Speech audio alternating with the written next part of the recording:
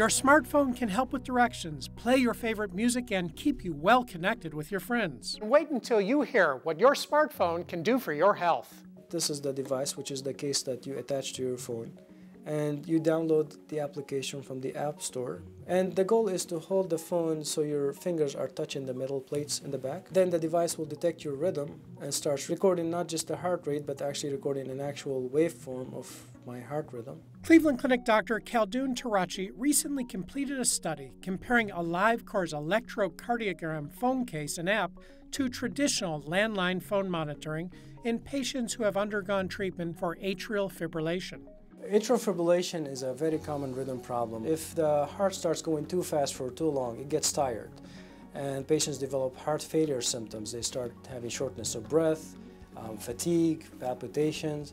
Failure to treat and monitor atrial fibrillation puts patients at risk for stroke and uncontrolled fast heart rates.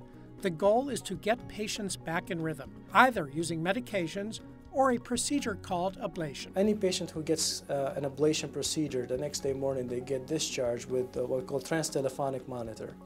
And this is basically a monitoring device that you hook up yourself through the arm wrists to the machine, and it records your heart rhythm. Results are sent back to patients' physicians, but they have to be at home for it to work.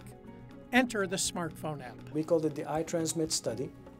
And what we did for AFib patients who are undergoing ablation procedure, we kept everything the usual way. So everybody left the hospital with a transtelephonic monitor using the old-fashioned landline. If they have a smartphone, we also provided them with the opportunity of using this smartphone case, the case that they attached to their smartphone, and they can send us transmission through the phone. Information was sent back to physicians for interpretation. The results were good. The app detected sinus rhythm 97% of the time and correctly identified atrial fibrillation and atrial flutter 100% of the time with only a 3% false positive rate.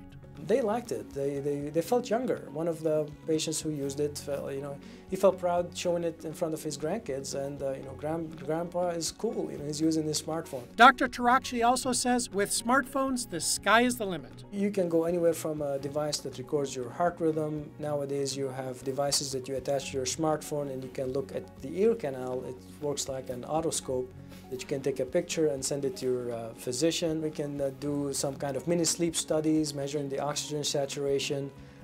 There's a lot out there. For Fox 8, I'm Dr. Marc.